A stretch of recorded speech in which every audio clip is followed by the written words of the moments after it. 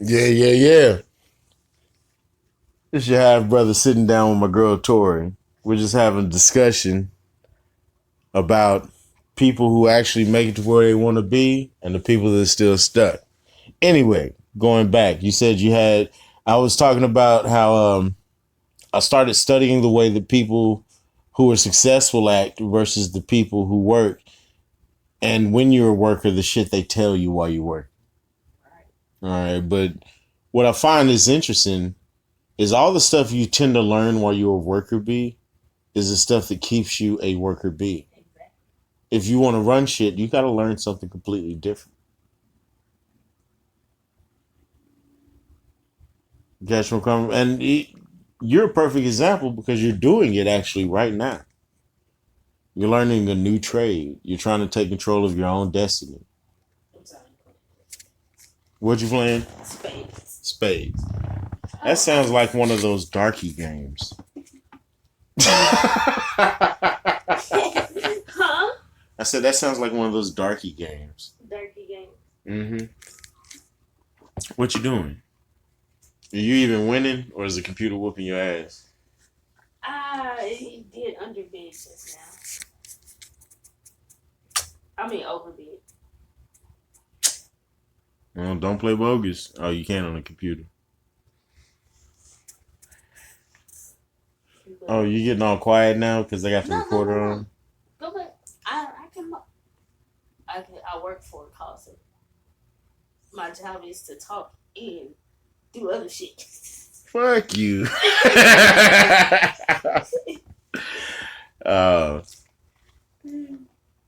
But as you were saying, I was sitting up here yelling, and agreeing with you, and then you just. I don't want you yelling on her and agreeing. Just all right, because I'm just needing an opinion. I'm not talking to you. I actually respect your mind. I ain't waiting for you to just sit there and agree with me.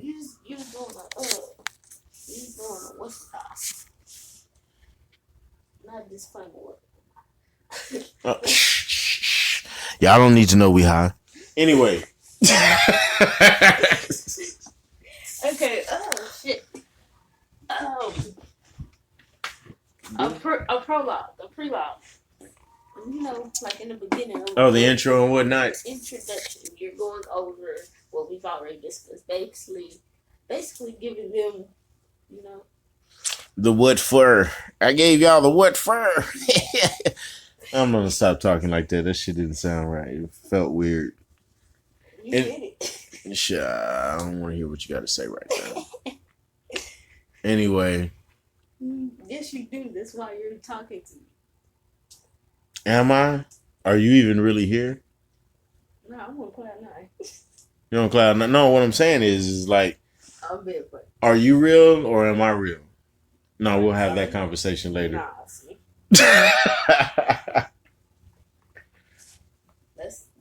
If we have this, we have to have that conversation before we smoke. Nah. I disagree completely. What you want to have while we smoke? You damn right, because that's a good conversation to have at that time. That's like, wow. I don't know why you wilding. I mean, like, no, I'm wilding at the game. Oh yeah, whatever, man. But no, I'm listening to you. I heard you. But shit. Oh, anyway, back to the subject. See, which subject? The one where we gotta be high to talk about? No, I'm going back further. Rewind it back a little bit further. I'm talking about when we. Further. Yeah, just talking about when we were when you are successful and you need to accomplish certain things. You should look at the people that are actually at, let's say, not on the envious tip. You ain't looking for people that you envy because envy is bad. You know, you got to be you got to stay humble. Put it to you like this. All right, well, put it to me then. Okay, so you doing on-the-job training. You gotta watch somebody. So not only are you watching this person to tell you how you do your immediate job, why not watch the person above you? Like the team lead, what is she doing? How did she get there? The supervisor, how she get that position? Your supervisors mentioned how they get that position. You know? I say skip all that shit and look at how the owner got to where they were. I mean, we can skip all that shit, but think about it. It's good to learn. Well, you know, most Especially if you go into a company that you find yourself liking. You want to learn as much ins and outs, and you want to start small. So Not necessarily. I kind of disagree with that. This is why. Because most new millionaires are young, like between your age and my age. And because we ain't gonna be telling people's business right now, folks, that's we're gonna leave that confidential. Anyway. But think about it like this. If the person that owns the business you're working for, you know what, is 5 years younger than you. I just did the dumbest. Really? You ain't even gonna let me make this? I just did the dumbest underbid ever. Look, overbid. Yeah, underbid. Look, all that is straight. That's 4 right there. And she's playing spades on the phone, so that's what we're talking about right now. That was what that interlude was all about. Anyway, back to and you know I'm not cutting that, right? I'm not gonna cut that. Back to what we were saying. Think about it like this. Anybody who is working at a job that is at least 5 years older than the owner of the business could probably learn how to skip a few steps from someone who has lived 5 years less life and has gotten that much further than them. That's all I'm saying. It seems like that makes sense. Hey, maybe I don't need to do all the learning. Maybe I just need to know what they know to be an owner of my own shit. Maybe the reason they own their shit is because they didn't waste time learning the ins and outs.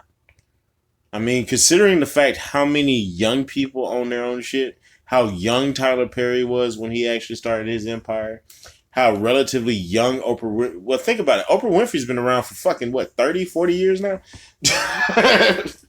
30 years. So she was still, compared to now, she was 30 years younger when she made it to become Oprah, where she was a household name. Think about that. So where she is now is the exact same place most people end up when they're learning all the ins and outs of going through management. She got fired. Here's what's crazy about the subject is I just did some research on this. In order to become who she is, she got fired from her job right before she became Oprah Winfrey. That's how it typically goes. Or you quit on a whim.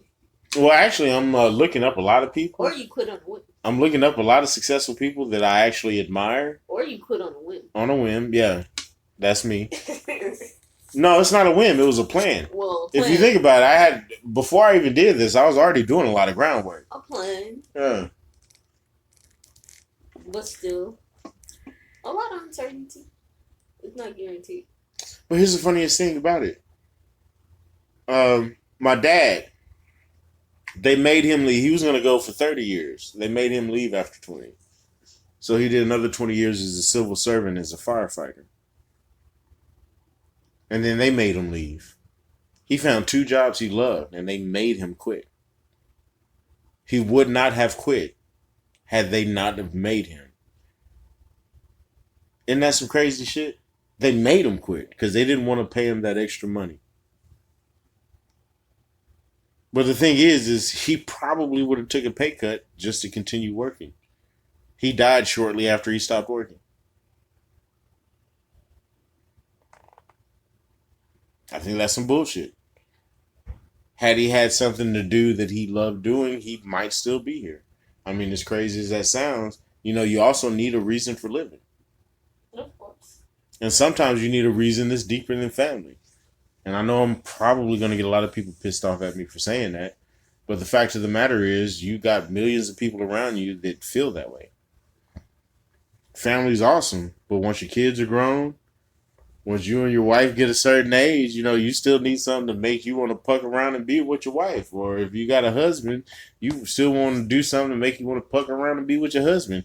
You got to have a point past that makes you feel like, you know what I'm saying? Mm-hmm. Maybe by hitting record, we're having some deeper conversations than we usually have.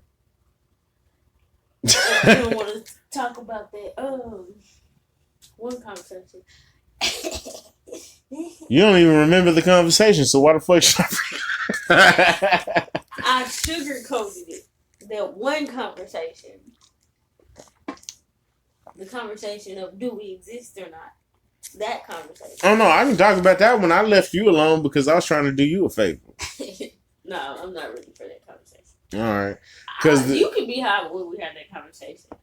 I need to make sure I'm not high when I have that conversation. It might be better because the question starts off with, well, it starts with a statement. Can you prove in any definitive way that you're not the only real person in existence? And everything else you experience is a figment of your imagination. I thought that. Because in a sense, if you think about it, damn, I said I couldn't do this while I was hot. It's all right. It's all right. No, we'll do it later. I've thought this in a sense. I've thought really we're just the same person, the same spirit. Oh, there it is. Oh, you need to read The Egg. What is that about? It's a short story about 2 pages long, but it's one of the deepest motherfucking stories I've ever read. And that's all I'm gonna say. So y'all need to look up The Egg. Link will be provided below. But check this out. What if we're all the same spirit? Because a spirit has no exact shape, form for anything unless it's in flesh. Which is what your soul. So how do we know that we're just not the same spirit? Different point in times of that spirit's life. Now, here's what's funny. You know how they say spiritual and science doesn't mix? There's a theory in science that everything is actually formed from one electron that forms all atoms, but it moves forward and backwards at times at the same time. And that's how it can form all matter in all space and all time. Now, I might be a little wrong on the exact way that comes about, but still, there's a theory that's similar to that, to where everything that exists is actually one particle. I can actually get with that. Like I say, you see where my theory is. So like once you die, you reincarnate. But the beauty of it is none of us that's alive have ever experienced that, because we'll say, oh, I experienced that. I can't agree with that. I've died twice. Well, I've been clinically complete death. Well, I was dead long enough to be like, damn, you died. I'm saying the point of no return, that one that you didn't come, that you can't come back from. But really, can you really say that when you have people that have said they're reincarnated and then have come back and actually like uncovered certain shit that nobody knew was there, and I mean, or to tell you details about certain shit in history that they find out years later was accurate? I mean, what do you do about those situations? Where my whole that's where incarnation comes from. But I feel like once you die, it's one thing you're not gonna come back from. You don't come back.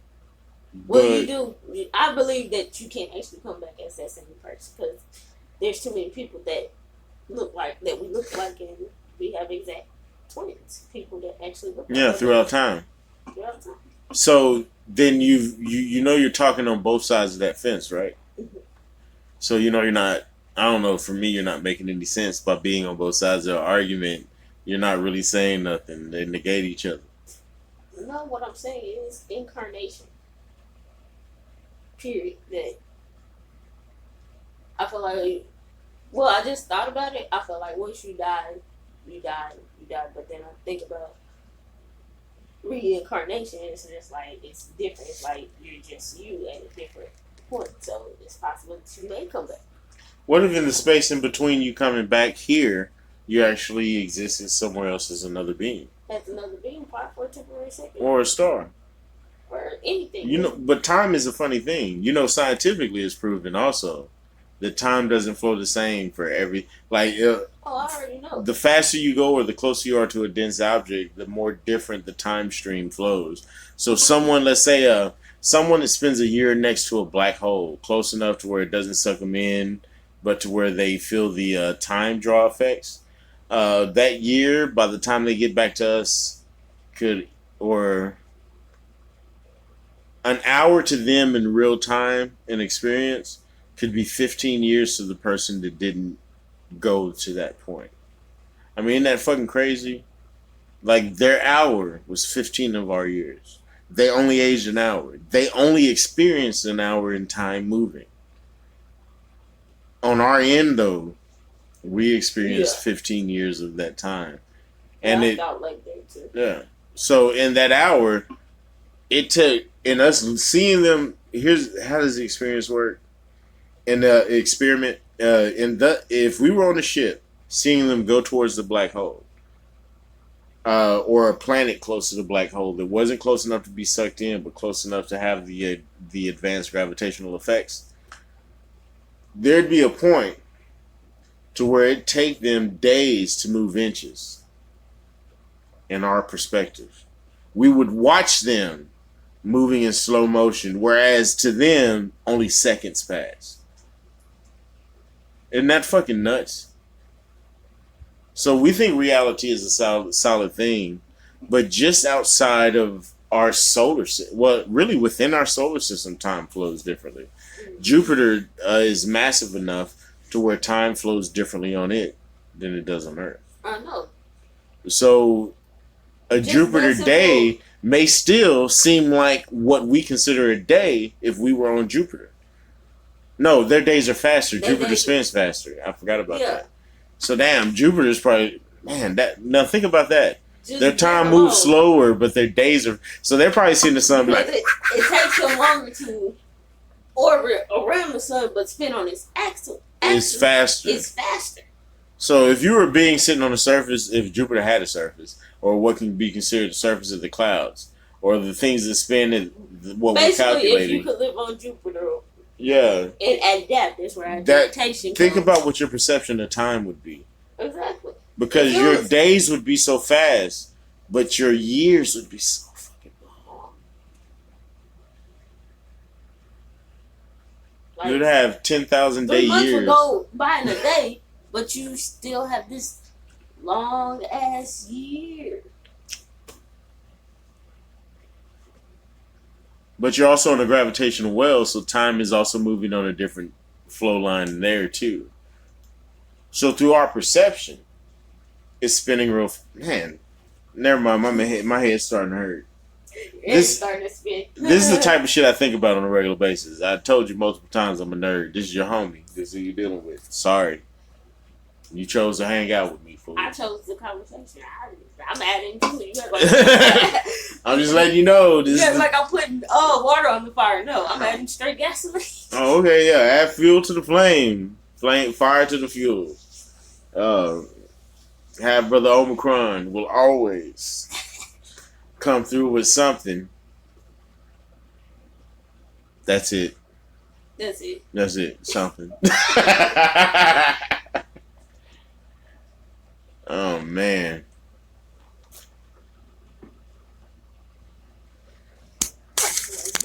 No, that was a good episode right there. That's all I need. Shit. That was a good episode. So that means we gotta figure out. Just going back to the topic of being who you see is in charge. I noticed too one thing about companies and everybody who's applying for a job having trouble looking for a job should note this in the back of their mind. They should know that in the description when you tell a company, I know you want to sound good, like I'd be a great addition to this company because I can bring ideas. That's the wrong thing to say in an interview. That's the wrong thing to put on your resume. I'll tell you that right now. Because they don't want that. They want somebody that's going to come in, listen. So what you want to say is I'm a fast learner, a great learner, a determined learner, something that basically says, I'm going to kiss your ass. Even if you don't get in there, even if you don't get in there and get in there in the interview, you can at least say, I'm going to kiss your ass in so many words. And then get the job. And then just watch. For nerds and sci-fi fans, that means if I am your boss, I'm Skynet. If you want me to hire you, you need to be the Terminator. You need to be a robot that just follows orders Because if you try to innovate or change this wheel that I got rolling, I will fuck your world. Continue. This is exactly what I'm saying. Now, this all stemmed off of, I turned the recording off, but it was just, I made the mention is like my revelation and the reason I'm trying to do this road I am. And trust me, I got a lot of people that's telling me to get a job again. I've got my mama pressuring me. Don't get a job. My girl pressuring me. Don't get a job. And everybody's like, go get a job. And I'm like, I might just have to just risk it and take the punches and just do what's necessary to follow my dream. And the fact of the matter is, all the people that are telling me to go back and get a job are people who are not happy with their lives in the first place. Don't go get a job. I don't think I'm going to listen. Don't listen. That's what's good. I will get a side hustle if need be. A side hustle. But I don't think that job thing. To have an income stream. I don't know. I'll work temp agencies, all kinds of stuff, but I'm not going to do anything that I can't say tomorrow. Hey, I got a show. I got to go. Peace. Exactly. That's where I was gonna say. If it takes too much of your time away from what your focus is on, what your goal is, what your dream is, then it's a waste of time. Because you're gonna be too focused on that pleasing them. When you get a full-time job, you lose out on sleep because you're focused on your dream. But you freed up the space. Take this time, take a break. If you know you're doing good as far financially, you can hold yourself afloat, and you can come up with an idea, and you know it's gonna make money. You're gonna benefit. You're gonna profit off of it. Nah, fuck that. If it's sink or swim, it's sink or swim. I'm gonna have to learn how to swim or drown. Fuck that. That whole I don't know, and I'm not disagreeing with you. No, it's just what I'm saying is like that whole safety net shit. That's not how it works. Either you got to take the risk, big risk, get big rewards, small risk, small rewards. So if you want to get paid the big money, you got to walk the tightrope without the safety net. If you got that net below you, they ain't going to pay you. They might pay you $5 a ticket if you got the net below you. But if you want to make $20 a ticket, you need to get rid of that net. And then if you fall, fuck it, it's over then. You ain't even got to suffer no more. You're done. At least you know where. At least you can reevaluate your mistakes, or at least you took that risk. I'd rather you take that risk. I might walk on the rope again though. Fuck it. If it don't break all my bones, then I can rehabilitate. Exactly. You got the option to walk on that same rope again. If it don't, what don't kill you makes you stronger. Well, you can only live your dreams while you're alive. That's why it's called living your dreams. Exactly. You're not dying your dreams unless you. So if it's not worth dying for, how is your dream even worthwhile? If it ain't worth dying for, then you ain't living. It's just like people you care about. If they ain't worth dying for, how can you say you really care? You know what I'm saying? If you wouldn't jump in front of a bullet for a brother, like I tell you this right now, I got a lot of homies. I say I love them to death. But if somebody was shooting them over some certain shit, like let's say he had a baby mama, he ain't paid child support, he used to beat her, and now he just got caught fucking her sister. If I find out that's why he's about to get shot, I might move out the way because I'd be like, nigga, this shit don't involve me. Oh no, you're just calling line of fire. Oh no, that person's not just shooting anybody. I might jump in front of you. It might be a natural instinct, or try to at least pull you away, or something. I might intervene in some sort of way. Well, love it. I'm starting to realize the older I get, love is really conditional. All love is conditional. Because I love my children. But there's certain shit that I've thought of that they can do that make me be like, nah, I'm not going to help you on this one. That was fucked up. And there's certain shit. I learned, too, because, I'm a new mother and my baby's only 16 months. I'm the only person that's probably going to protect her as far as anybody besides God. I will protect you to a certain point, but if I find out you do some Jeffrey Dahmer type shit or Charles Manson type shit as my child, I'd be like, you know what? I love you. But that was out of line. I'm like, you want my hair chopped off and you crossed too many lines on that one. Like, there's a certain amount of lines that even as a parent, you gotta look at your child and be like, hey, maybe the next episode we'll have that conversation. Anyway, I'm gonna tie it up so my homegirl can make it back and get to her family. And I'm going to go ahead because it's getting a little late and we need to be respectable. So y'all have a good one. Thank you for tuning in to An Idiot Speaks. Peace. I like that. An Idiot Speaks. That's the name of my show.